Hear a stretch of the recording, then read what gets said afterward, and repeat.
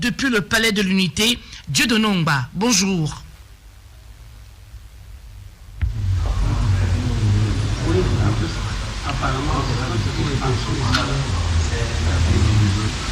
Nous aurons Dieudonné Ongba dans quelques instants. La cérémonie de présentation des vœux au président de la République par les membres du corps diplomatique et les corps constitués nationaux est un moment de reconnaissance des institutions nationales et de celui qui les incarne.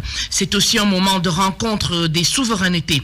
Je vous propose d'écouter les explications du professeur Paul Batibonac. Il est diplomate, ministre plénipotentiaire de classe exceptionnelle. Il est au micro de Constance.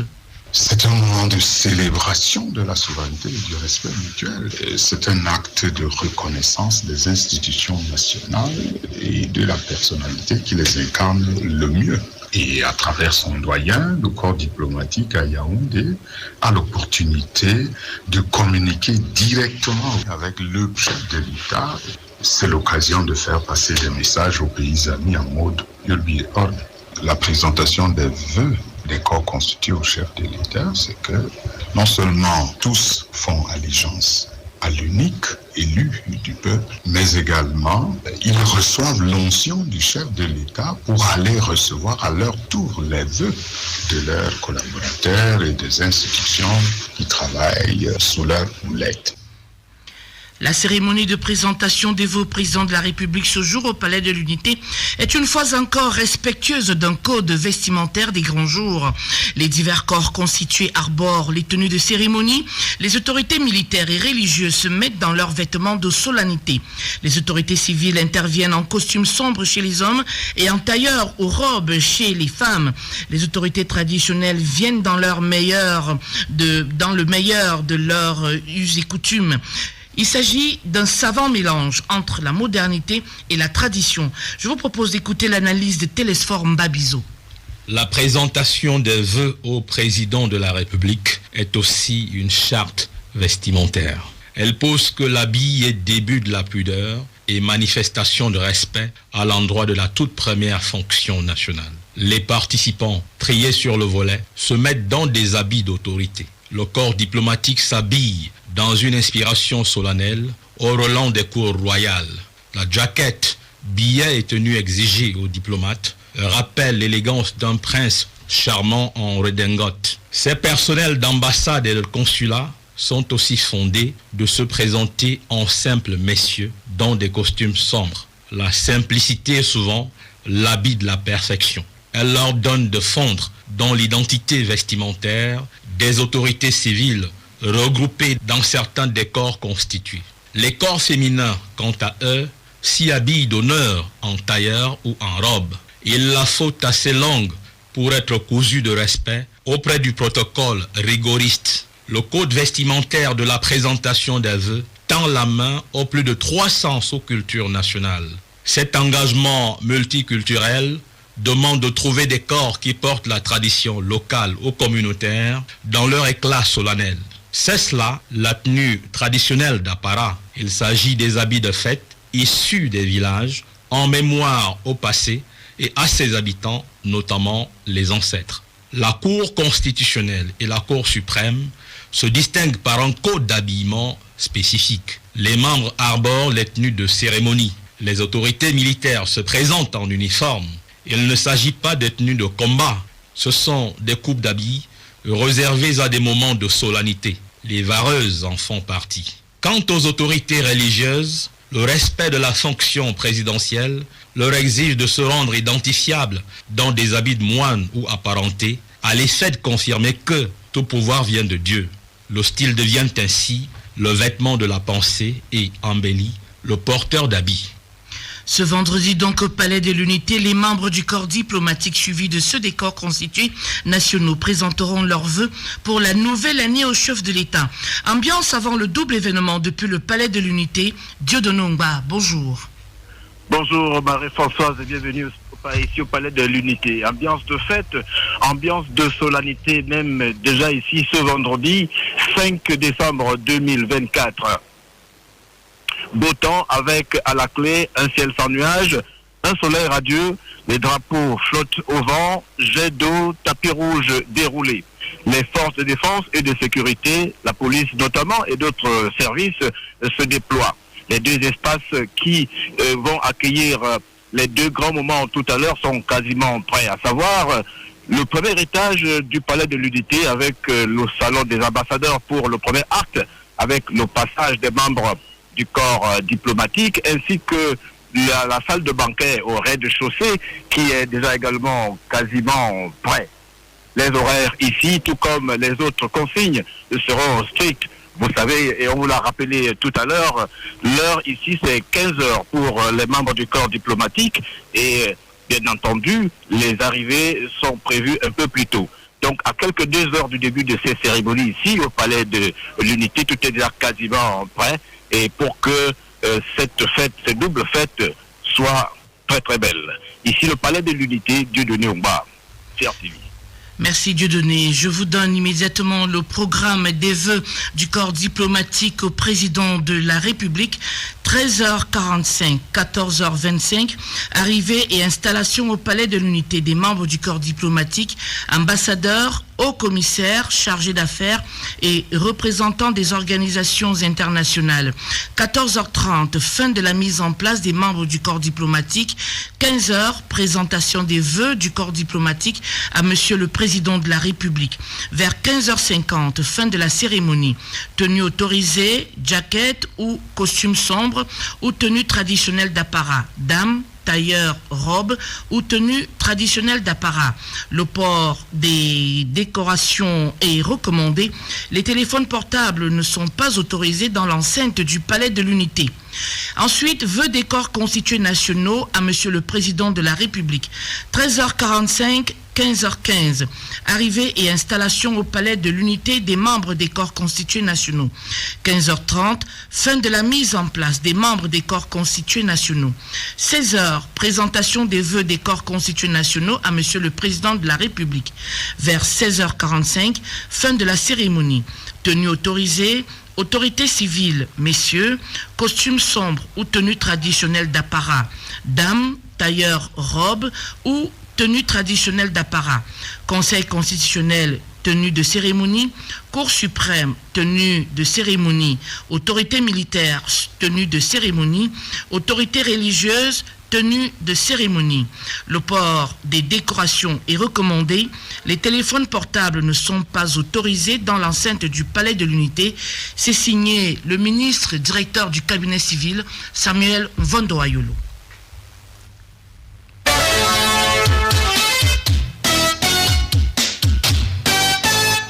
Vous écoutez le 13h, il est 13h, passé de 10 minutes à Yaoundé.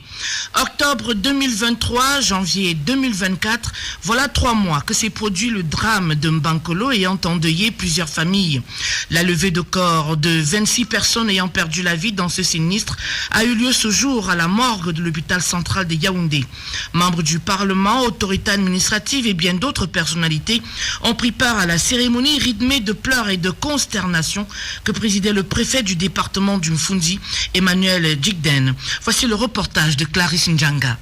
Un épais voile noir enveloppait ce matin la morgue de l'hôpital central de Yaoundé, trop étroite pour contenir les centaines de personnes venues faire leurs adieux aux défunts. 26 cercueils, alignés les uns à la suite des autres, prêts pour l'ultime départ vers l'au-delà. Pleurs, cris, indignation, l'atmosphère est lourde, la douleur insoutenable. Henriette a perdu 4 enfants dans le drame de Mbankolo. Ousmane Emmanuel, je suis le frère du père de la famille qui a perdu ses 4 membres de famille. C'est une émotion bien triste et difficile à expliquer. Nous ne pouvons pas imaginer, mais face à la volonté de Dieu, l'homme ne peut rien, nous nous inclinons. Nous remercions toutes ces familles et frères et sœurs qui nous soutiennent dans cette situation douloureuse. Je suis là pour mon fils que j'ai la photo là, frère de Benisa Isonana, âgé de 6 ans, qui est mort sur le drame de Mbankolo. C'est son père qui me l'a enlevé et allé donner à sa copine qui habitait Mbankolo, qu'on ne peut pas expliquer et qu'on ne peut pas non plus oublier. Mais pour être forte et se tenir sur les 2 pieds pour son grand frère qui a survécu, je ne peux que garder dans la tête que Dieu m'a donné un enfant et il a repris. Membres du Parlement, autorités administratives et plusieurs autres personnalités sont venus essuyer les larmes des sinistrés, encadrés depuis le drame par le gouvernement. Professeur Joseph Fouda, directeur de l'hôpital central de Yaoundé. Les accidentés ont été pris en charge ici à l'hôpital central et n'ont dépensé aucun sou. Nous avons aussi accueilli 26 corps qui ont été traités, embaumés, conservés, ce qui coûte à peu près 17,5 millions de francs. Les familles n'ont eu à dépenser aucun sou. Les très hautes instructions de la très haute hiérarchie ont été respectées. L'hôpital central adresse les condoléances à la famille épouse. Avant le départ pour les villages, les familles ont exprimé leur gratitude au pouvoir public pour leur encadrement multiforme. Le préfet du département du Mfundi, qui présidait la cérémonie funéraire, a réitéré aux familles endeuillées la passion des pouvoirs publics et rassuré quant au respect des mesures édictées par le chef de l'État en soutien aux sinistrés. Écoutons le préfet du Mfundi, Emmanuel Djigden, au micro de Clarisse Njanga. Le chef de l'État, son Excellence Paul Biya, avait adressé un message de condoléances à ses familles et également il a instruit des mesures d'accompagnement. Nous traversons là un moment de tristesse, à nul autre pareil. Nous voulons réitérer à ces familles si durement éprouvées les condoléances des pouvoirs publics, notre sympathie et qu'on agisse désormais en termes préventifs. Que les familles se déplacent. Bien sûr, il y a la douleur, qu'elles aillent enterrer les corps dignement pour que leurs âmes reposent en paix. Le centre culturel des ressortissants Banjoun à Yaoundé a servi de cadre à un service œcuménique jeudi soir. C'est en la mémoire des disparus du 8 octobre dernier au quartier Mbankolo à Yaoundé.